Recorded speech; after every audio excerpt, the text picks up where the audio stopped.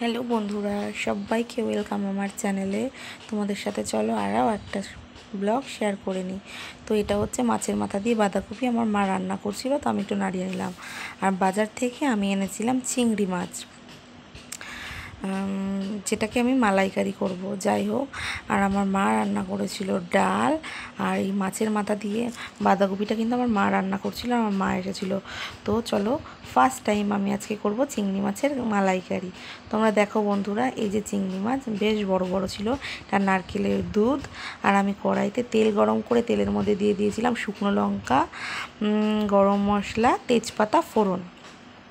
তারপর এর মধ্যে দিলাম পেঁয়াজ কুচি। ফার্স্ট টাইম আমি জীবনে প্রথম চিংড়ি মাছের মালাইকারি করছি, তাও আবার সেটা আমার মা আসাকালীন, আমার মাও খেতে পারবে। আমার হাতের প্রথম চিংড়ি মাছের মালাইকারি। চিংড়ি মাছের মালাইকারিটা হয়েছিল অপূর্ব আর অসাধারণ। তোমরা যদি এবারে তোমরা তো সবাই মোটামুটি জানোই চিংড়ি মাছের মালাইকারি কেমন করে করে, কিন্তু আমার রেসিপিটা যদি একবার ফলো করো আর সেভাবে যদি রান্না করে থাকো, আমি বলছি গ্যারান্টি দিয়ে অসাধারণ হবে খেতে। যাই হোক, পেঁয়াজটা লাল লাল করে ভাজার পরে আমি দিয়ে দিলাম আদা রসুন বাটা, দিয়ে সেটাকে ভালো করে নেড়ে চেড়ে নিচ্ছিলাম।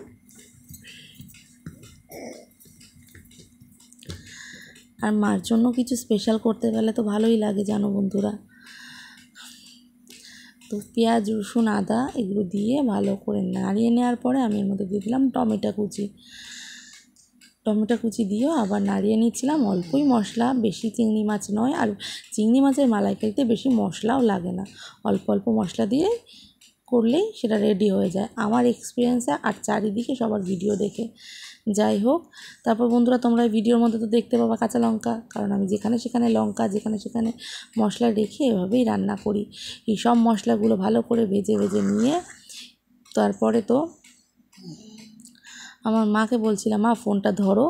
মা ফোনটা ধরলো, আর তারপরে আমি দিয়ে দিলাম জিরের গুঁড়ো, দিয়েছিলাম হচ্ছে জিরের গুঁড়ো, তারপরে দিয়েছিলাম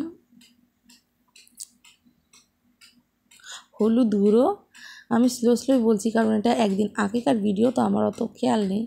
আর এটা হচ্ছে বুধবারের ভিডিও। লবণ দিয়ে দিলাম, তারপরে মোটামুটি জিরের গুঁড়ো, লঙ্কার গুঁড়ো, হলুদ গুঁড়ো, লবণ, গরম মশলার গুঁড়ো এগুলোই দিয়েছি। আর চিনি তো আমি সব রান্নাতেই দিই। আর চিংড়ি মাছের মালাইকারি তো একটু টেস্টি ঝাল ঝাল মিষ্টি হবে, তারপরে তো চিনিটা দিতেই হবে। যাই হোক, এগুলো দিয়ে সব কিছু দিয়ে এই যে গরম মশলা গুঁড়ো, জিরে গুঁড়ো এইসব দিয়ে আমি নাড়িয়ে নিচ্ছিলাম। আর এই সময় কিন্তু এই যে লঙ্কার গুঁড়ো দিয়ে দিলাম, এই সময় কিন্তু ফোনটা ধরেছিল আমার মা। মোট কথা তোমাদের প্রথম থেকে আরেকবার বলে দিই, ওলটপালট হয়ে গেল। যাই হোক, দিয়েছিলাম লঙ্কার গুঁড়ো, জিরে গুঁড়ো, গরম মশলার গুঁড়ো, হলুদ গুঁড়ো, লবণ আর চিনি। এই দেখো, খুবই সামান্য মশলা।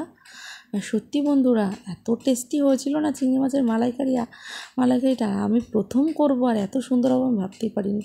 সবথেকে ভালো কথা, আমার মা খুব সুন্দর রান্না করে, আর সেও বলছে কি সুন্দর কালার হয়েছে, তখন বলছিল। আর খেতেও খুব সুন্দর হয়েছিল, মা বলেছিল। যাই হোক, অল্প একটু জল দিয়ে আবার আমি মশলাটাকে নাড়িয়ে নিচ্ছিলাম। এবার চিংড়ি মাছটাও দিয়ে দিলাম। চিংড়ি মাছটা দিয়ে আবার এগুলোকে একটু নাড়িয়ে নেব। এর ভেতরে কিন্তু বেশি জল অ্যাড করা যাবে না বন্ধুরা, তাহলে কিন্তু টেস্টটা একদমই বদলে যাবে। যাই হোক, এটাকে আমি ভালো করে নেড়ে চেড়ে নিচ্ছিলাম। নেড়ে চেড়ে নিয়ে যাই হোক, মশলাটা যে চিংড়ি মাছের মধ্যে ঢোকে, তারপর নেড়ে নিয়ে আর চিংড়ি মাছটা মন দিয়ে ধীরে সুস্থে আস্তে সুস্থে রান্না করতে হবে, তাড়াহুড়ো করলে হবে না। আমি সব কিছু রান্নাই স্লো, গ্যাস স্লো দিয়েই করার চেষ্টা করি, আর তাড়াহুড়ো করে আমি মোটেও রান্না করতে পারি না। তো এই মশলা দিয়ে এগুলোকে নাড়িয়ে ভেজে নিয়ে কিছুক্ষণ, দেখো বন্ধুরা, মশলা কিন্তু কড়াইতে ছিলই না, যেটুকু মশলা সেটুকু পুরো চিংড়ি মাছের গায়ে লেগেছিলো। আর আমি যে নারকেলের দুধটা এর ভেতরে অ্যাড করব, সেই নারকেলের দুধটা অনেকটাই বেরোনোর কথা ছিল। আরেকটু হয়তো একটু জল দিয়ে নারকেলটাকে কচলে আরেকটু বার করা যেত। যাই হোক, আমি তা করেছিলাম না। আমি একদম শুধু নারকেল চিপড়ে যেটুকু বেরিয়েছিল সেটুকুই নিয়েছিলাম। তো আমি সত্যি এর আগে চিংড়ি মাছের মালাইকারি খেয়েছি, কিন্তু কারোরটা আমার মতো টেস্টি হয়নি আমি মনে করি। আর তোমাদের দাদাভাইও খেয়ে বলেছিল সবাই এর আগে প্রচুর চিংড়ি মাছের মালাইকারি খেয়েছে, কিন্তু এরকম কখনো হয়নি। আসলে কি বলো তো বন্ধুরা, আমি খুব সুন্দর রান্না করতে পারি, এটাই হলো কথা। তোমাদের যদি কখনো আমি যেটুকু করতে পারি সেটুকু আমি চাইবো তোমাদের জানাতে। তোমাদের যদি কারোর জানার ইচ্ছা থাকে তাহলে আমাকে অবশ্যই কমেন্ট করো। আর এই দেখো এবার দিয়ে দিলাম হচ্ছে নারকেলের দুধটা, খুবই সামান্য। যাই হোক, এটাকে এবার নাড়িয়ে চাড়িয়ে নেব। আর নারকেলের দুধের সাথে হালকা নারকেলের মানে ওই পোড়ানোটাও পড়ে গেছিলো, তাতে কোনো সমস্যা নেই। তারপরে যাই হোক আস্তে আস্তে স্লো মোশন দিয়ে ভালো করে ফুটফুট হয়ে যাচ্ছিল, মানে ফুটে উঠছিল।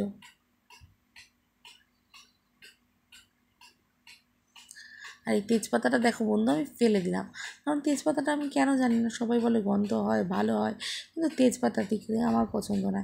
একটু পরে এই তেজপাতাটা কিন্তু আমি ফেলে দেবো, এখন ফেলে না দিলেও। যাই হোক এই দেখো নাড়িয়ে নিচ্ছি ভালো করে আস্তে আস্তে। তো এরপরে আমি এর মধ্যে দিয়ে দেবো হচ্ছে কাঁচা লঙ্কা। এই কাঁচা লঙ্কাগুলো দিয়ে দিয়েছিলাম সেদ্ধ অবস্থায়, আর কোনো লঙ্কা বাটা ইউজ করিনি, শুধু দিয়েছিলাম অল্প একটুখানি শুকনো লঙ্কার গুঁড়ো। আর এরপরে আমি দিয়ে দিলাম হচ্ছে লঙ্কা। বাজারে গিয়ে কোনো মাছই ঠিকঠাক দেখতে পাচ্ছিলাম না, চিংড়ি মাছগুলো দেখে আমার খুব মন টেনেছিল। অনেক ধরেই ভাবছি চিংড়ি মাছের ভাপা করব, কিন্তু চিংড়ি মাছ কেনার পরে তোমার দাদাভাই বললো এটাকে মালাইকারি করো। সো নিজে থেকে বললো, আর আমি করবো না, এটা একটু কেমন দেখায়। যাই হোক, আর তার জন্য একটা মাছের মাথা নিয়ে এসেছিলাম আর এই চিংড়ি মাছ। তারপর চিংড়ি মাছটাকে ঢেকে দিলাম, দেখো ঢাকনা খুলে দিয়েছি। ঢাকনা খোলার পরে এটা টেনে এসেছে। টেনে আসার পরে আমি এর মধ্যে দিয়ে দেবো হচ্ছে গরম মশলার গুঁড়ো, আর দিয়ে দেবো ঘি।